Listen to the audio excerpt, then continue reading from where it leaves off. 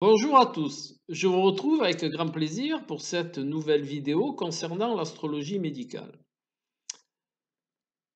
L'astrologie médicale a pour but de vous informer, de vous amener des connaissances sur votre capital santé. Et comme tout capital, comment le faire fructifier, car la santé n'est pas acquise. Il y a beaucoup d'informations dans ce domaine. Beaucoup de gens ont écrit, la littérature est quand même importante. Et dans cette vidéo, je ne vais pas tout vous lister, mais je vais poser des pierres afin de construire cette démarche qui pour moi est une passion. Cela fait plusieurs dizaines d'années que j'étudie, que je recherche, que j'expérimente dans ce domaine de l'astrologie médicale. Et j'ai découvert des choses fort intéressantes. Mais en tout premier lieu, je vais jeter un pavé dans la mare. Ce monsieur, ce grand monsieur, dirais-je, c'est Hippocrate. Tout le monde connaît l'adage d'Hippocrate qui dit que ton alimentation soit ta seule médecine. C'est une citation qui est maintenant de notoriété publique. Mais il y a une autre citation qui n'est pas de notoriété publique et qui vaut son pesant d'or. C'est celle-ci. Nul ne peut pratiquer la médecine s'il ne détient pas les bases de l'astrologie. Vous avez bien entendu. Vous pouvez bien entendu vérifier cette citation, vous la trouverez sur Internet. C'est important, surtout que Hippocrate disait autre chose aussi d'important, qui est ceci. Alors écoutez bien, euh, la source des maladies ne doit pas être ailleurs que dans les vents ou l'épée. À une époque où le microbiote et les intestins sont très publicités par rapport à l'état de santé, eh bien Hippocrate déjà avait repéré que quelque chose se passait au niveau des intestins. Interpellant. Voilà. Mais revenons à l'astrologie médicale. Alors, quelle est ma légitimité de vous parler d'astrologie médicale? Eh bien, j'ai commencé à écrire des articles sur l'astrologie médicale dans la revue du CEDRA, Centre d'études et de recherche astrologique, qui s'appelait Astralis. Et j'ai écrit un article en 93 qui s'appelait Organes, fonctions et planètes avec un exemple, bien entendu, un exemple concret concernant un cancer de la langue. Voilà. Donc si vous voulez que je vous procure mon article d'Astralis en format numérique, eh bien, vous avez mon adresse internet dans le descriptif de la vidéo et sur le début de la vidéo, vous me joignez et je vous dirai les modalités pour recevoir cet article. Mais revenons à l'astrologie médicale. Donc, et de plus, synchronicité, comme dirait Jung, eh bien, l'éminent, le très connu professeur Raoult, sommité dans son domaine, parle lui aussi d'astrologie médicale. Alors, on pourrait, puisque Jung, eh bien, c'était son domaine de prédilection, les synchronicités, eh bien, on pourrait dire que c'est un moment où l'astrologie médicale doit apparaître un peu plus au grand public. Pour cela, astrologiquement parlant, on pourrait dédier cela à la conjonction Jupiter-Neptune. Pourquoi Jupiter-Neptune? Eh bien, parce que cette notion d'astrologie médicale, comme je vous l'ai présenté, elle est très très ancienne. Elle fait partie de l'inconscient collectif. dirais-je, et l'inconscient collectif dans l'astrologie est représenté par Neptune, à contrario de l'inconscient personnel qui est représenté par la Lune. Alors là, je fais des schématisations, hein, c'est un petit peu plus subtil, mais pour vous donner des points de repère. Donc, la conjonction Jupiter-Neptune dans le signe des Poissons, eh bien, augurerait que la, la, la, la croissance, la connaissance d'origine jupitérienne, eh bien, se trouve dans l'inconscient collectif. Et de ce fait, le signe des Poissons étant associé à la 12e maison, étant le 12e signe, et le 12e signe et la 12e maison sont une des maisons de santé. Voilà. Donc, Jupiter, Neptune, dans le signe des Poissons, qui est affilié à la maison 12, qui est une maison de santé, eh bien, nous avons là de plus l'inconscient collectif et nous avons là peut-être une synchronicité aussi à ce niveau qui indique que c'est le moment de parler d'astrologie médicale. Voilà. Donc, ceci étant dit, eh bien, comme je vous le disais en début, l'astrologie médicale est formidable. Elle me passionne. Je fais des recherches, comme je vous l'ai dit, depuis plusieurs dizaines d'années. J'enseigne l'astrologie, mais plus spécifiquement aussi l'astrologie médicale. Et c'est vraiment quelque chose de très interpellant. Alors, je vais faire certainement plusieurs vidéos concernant l'astrologie médicale. Et dans cette vidéo, je vais vous informer que chaque signe, chaque planète et les maisons 1, 6, 8, 12 sont en relation avec notre capital santé. Comment on va définir celui-ci? Eh bien, on va voir les planètes et les aspects que reçoivent ces planètes qui sont dans ces dites maisons 1, 6, 8, 12. Bien entendu, là aussi, c'est beaucoup plus subtil, je vous le fais schématiquement, mais je reprendrai tout cela dans les prochaines vidéos. Et on va étudier aussi les dominantes du thème qui vont nous renseigner sur ce capital santé. Notamment les 4 éléments, feu, terre, air, eau. On va établir une dominante qui va nous renseigner sur l'énergie, sur le système digestif, sur le système respiratoire et diverses autres choses, et notre constitution physique osseuse qui est issue de l'élémentaire. Voilà. Donc, les éléments, les signes, les planètes vont nous fournir une grande quantité déjà d'informations sur votre capital santé. De ces informations issues de ces facteurs-là, eh bien, on va pouvoir mettre en place une stratégie. Si vous êtes à dominante feu, eh bien, il va falloir œuvrer sur votre côté eau, le rééquilibrer. Si vous avez, par exemple, beaucoup de feu, très peu d'eau, eh bien, c'est pas irrémédiable, au contraire, il va falloir œuvrer sur les attributs de l'eau. Même, ça va vous paraître peut-être un petit peu bizarre, mais allez se mettre souvent au bord de l'eau, parce que ça va calmer le côté feu. Hein. Essayez de se nourrir d'aliments qui vont être beaucoup moins inflammants, on va dire.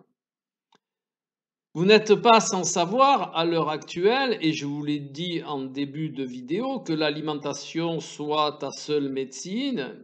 Maintenant, tout le monde est d'accord sur le fait que l'alimentation influe sur votre capital santé. Eh bien, cela peut être corrélé avec une démarche scientifique et médicale qui s'appelle l'épigénétique. L'épigénétique est, pour faire simple, hein, est l'impact de vos actions, de vos comportements sur l'expression de vos gènes. On voit là toute l'importance. Donc, on peut faire une corrélation entre votre thème astral, vos comportements et ce que cela peut influer, engendrer dans votre organisme.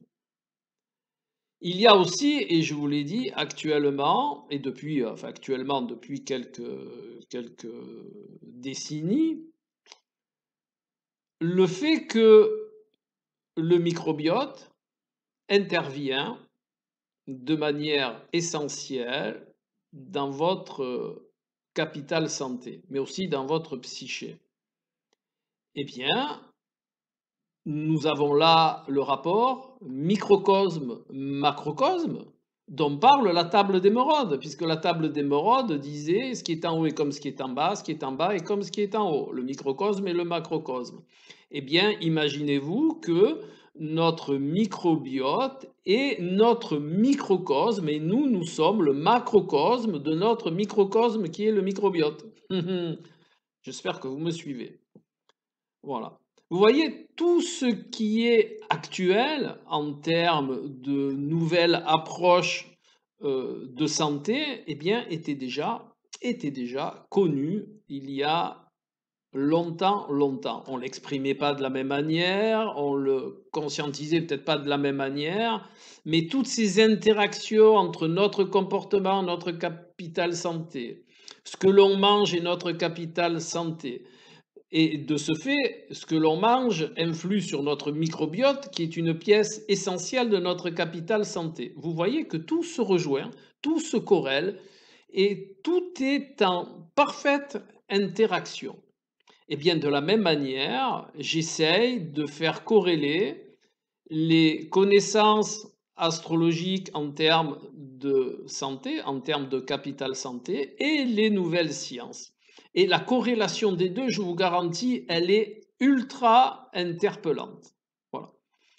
Donc, il est important de bien se rendre compte qu'il serait de bon aloi que toute personne qui s'intéresse à la santé, eh bien, puisse avoir une vision la plus globale possible des facteurs qui rentrent en jeu dans ce dit état de santé. Et je trouve que les prochaines avancées, eh bien, elles pourraient être issues de ces compréhensions-là. Le professeur Raoult étant un cartésien, un pur scientifique, est quand même lui-même interpellé par ces interactions. Même si, comme il le dit à juste titre, on ne peut pas les prouver matériellement, puisqu'on est dans un art qui n'est pas matériel, on est dans un autre système de lecture, on est dans je dirais presque dans une autre dimension. C'est pas parce qu'on ne peut pas le prouver que c'est faux. D'ailleurs, ce dont parle le professeur Raoult en termes de gens qui meurent plus à l'approche de l'anniversaire, tout ça peut être aussi explicable. Hein, vu que c'est la fin du cycle solaire, c'est-à-dire que chaque année, votre année personnelle, elle commence au retour du Soleil à sa position exacte, à sa position de naissance exacte. Donc, il y a un cycle qui dure 1 an, et chaque année, il y a une fin de cycle. Et qui dit fin de cycle et donc recommencement d'un autre cycle, il y a des choses qui se terminent. Eh oui, des choses qui se terminent et des choses qui commencent. Voilà. Et si on fait corréler cela à l'ensemble du thème, enfin à beaucoup de facteurs, eh bien, l'on peut avoir une idée du cycle, enfin, de moins d'un des cycles de santé. Chaque planète astrologique a un début et fin de cycle avec des spécificités pendant le cycle et l'on va pouvoir définir comme ça, avoir des informations sur beaucoup de choses concernant bien entendu votre capital santé. Voilà. Je vais vous donner un exemple parce qu'il n'y a rien de mieux que les exemples pour expliciter quelque chose. Si l'on prend quelqu'un qui a Mars dans la première maison. Eh bien, c'est quelqu'un qui va avoir une grande quantité d'énergie. A contrario, si on prend la même planète, Mars, et qu'on la situe dans la maison 6, une des maisons de santé, entre autres, elle ne fait pas que la santé, mais c'est une des maisons de santé, eh bien, on va pouvoir informer le consultant qu'il sera plus prédisposé qu'un autre. Ça ne veut pas dire qu'il aura, a fortiori, surtout s'il met en place des stratégies qui vont enrayer cette énergie, on va dire, eh bien, il y aura des prédispositions comme quoi il sera sujet, prédisposé, on va dire, à des maladies aiguës. Si de plus, dans la même maison, on met Saturne, dans la maison 6, eh bien, on va pouvoir dire au consultant qu'il a la possibilité d'être prédisposé à des maladies chroniques. Voilà. Donc, vous comprenez bien que ce sont là, bien entendu, des informations schématiques, puisqu'il y a tout l'ensemble du thème et que tout peut moduler de manière très subtile chaque facteur. Eh bien, on va rentrer dans ce que j'appelle moi l'anticipation. Et vous savez que anticiper, c'est la meilleure des stratégies. Une fois que la chose est installée, c'est beaucoup plus difficile de s'en défaire. Mais si on anticipe, eh bien, on va voir justement cette faculté de, quelque part, d'empêcher que les choses se mettent en place. Et même si on ne peut pas empêcher qu'elles se mettent en place, on va pouvoir les diminuer. On va pouvoir diminuer leur intensité. Et c'est en cela où l'astrologie médicale est performante. Voilà. Donc, j'ai envie de vous dire, si ça vous interpelle, partagez cette vidéo car elle peut amener des connaissances, elle peut amener des informations très pertinentes à tout le monde, pas seulement à des gens qui sont dans cette voie de compréhension, mais à tout le monde. Car l'approche astrologie médicale, comme je vous en ai informé, elle fait partie de notre inconscient collectif. L'astrologie médicale est très ancienne. Elle a survécu à tout. Et de ce fait, eh bien, c'est quelque part un réel indice qu'elle fait partie de notre, oui, je vais dire ça comme ça, de notre inconscient collectif, de nos connaissances ancestrales. Et ça serait vraiment super que chacun y mette sa petite pierre, de manière à construire un édifice qui sera en relation, qui sera en interaction avec les autres démarches concernant le capital santé.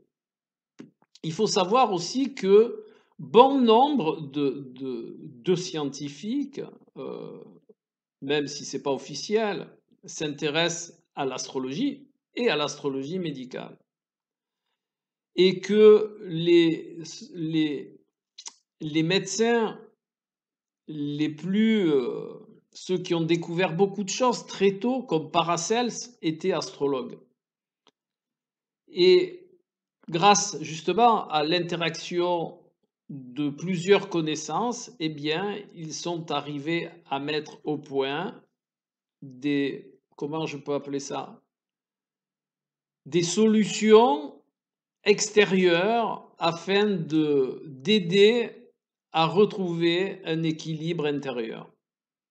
Voilà. Je vais vous parler, tiens, de quelque chose qui me vient là à l'esprit, là de suite, en parlant de ça, et de Paracels.